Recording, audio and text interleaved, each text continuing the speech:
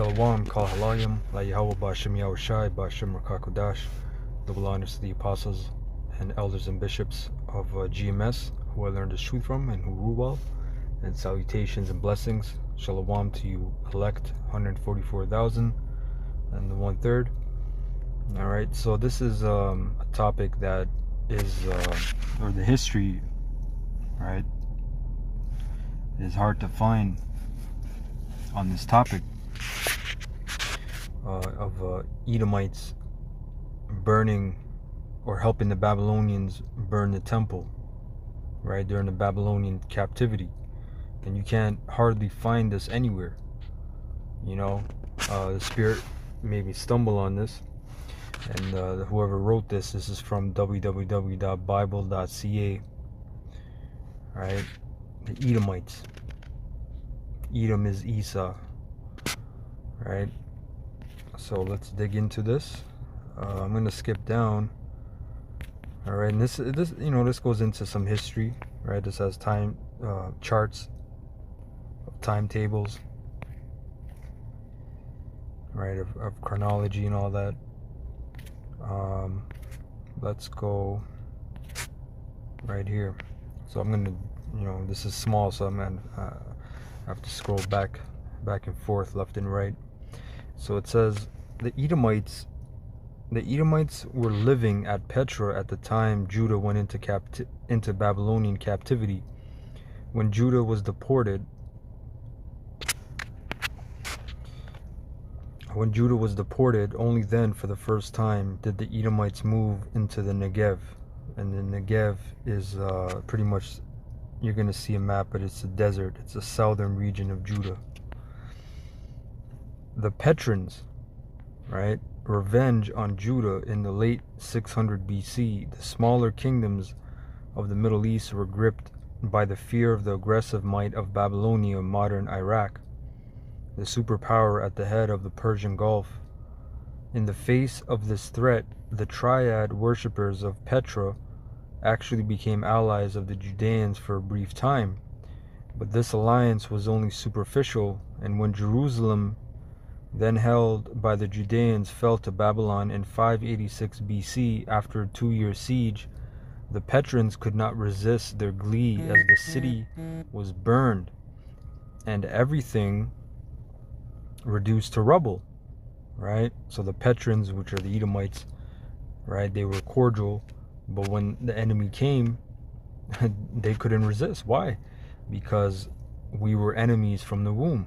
Right, in Genesis 25, it mentions that 2 nations are in thy womb, and there was a battle in her womb. Right. So from that time, it was already set up. It was predestined that we would not get along. We would hate each other. And no, Deuteronomy 23:7 is not talking about Esau. Don't abhor an Edomite, which that doesn't make sense. If you're going to hate a nation and be at odds and be an enemy and fight from the womb, one people shall be stronger than the other. How the hell are you not going to hate them? How is there going to be a law against hating them? Anyway,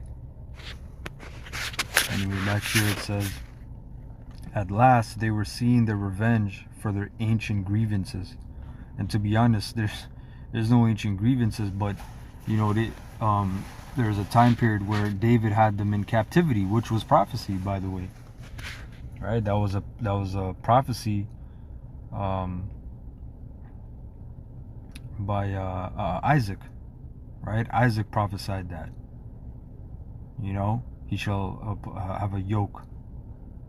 Matter of fact, let me just get that.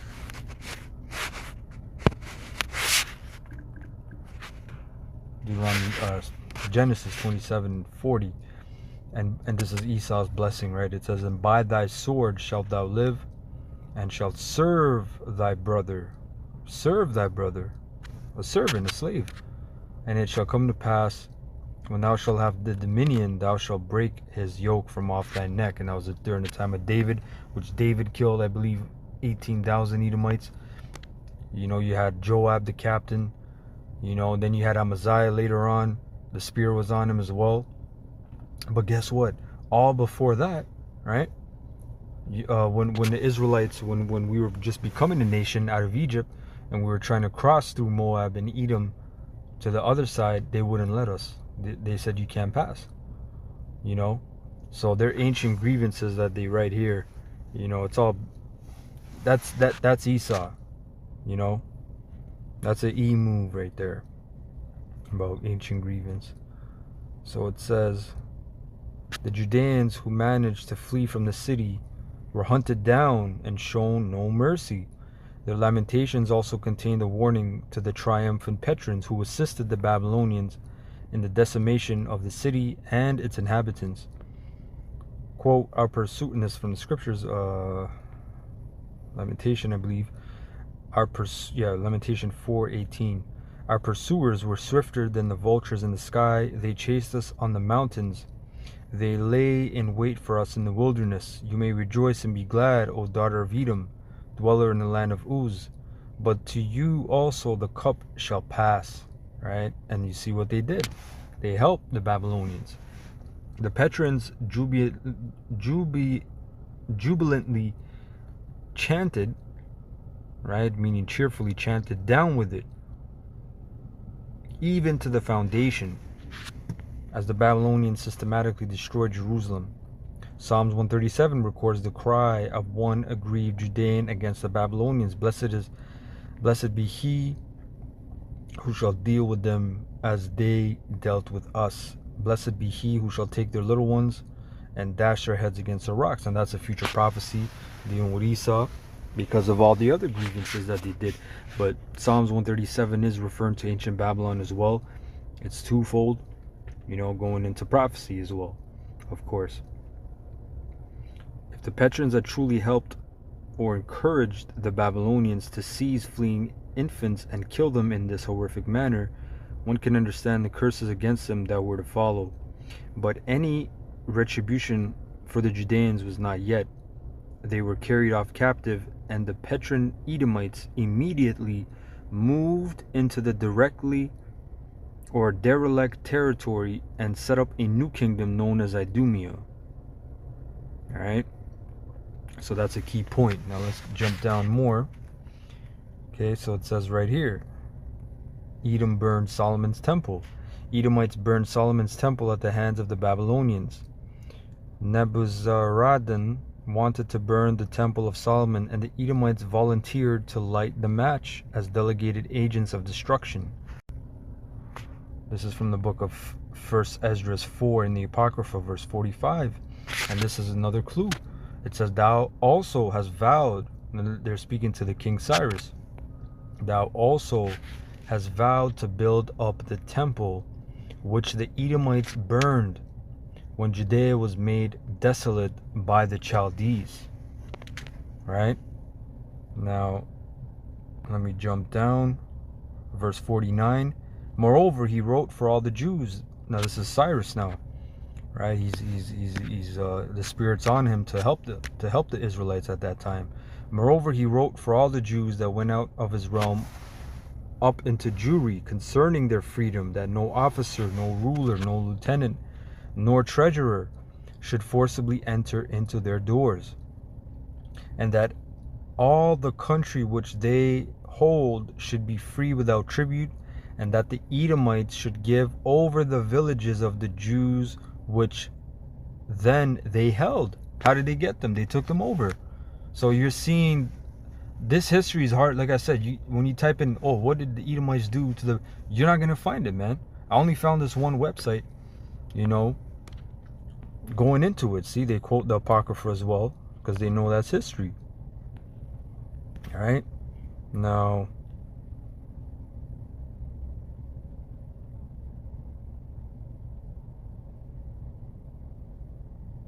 let me see. So here you have scripture's condemnation, right? Condemnation for Edom,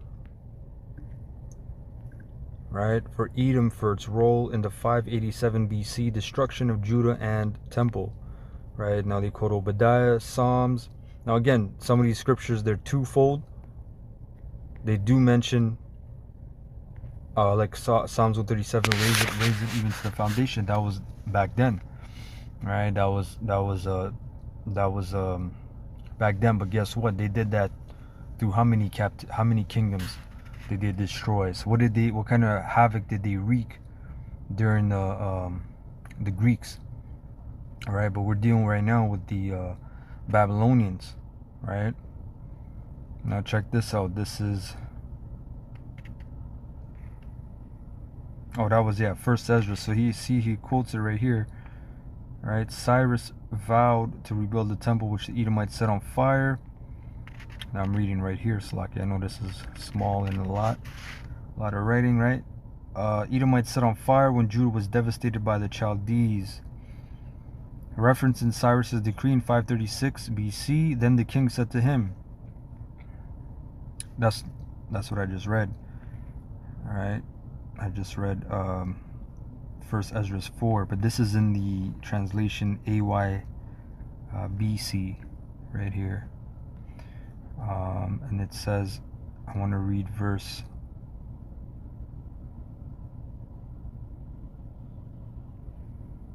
verse 50, right? That all the land which they were to occupy should be free from tribute for them, that the Edomites give up the villages which they took over from the Jews. So just a little different translation, hitting that, hitting the nail, man, hitting that nail, because again,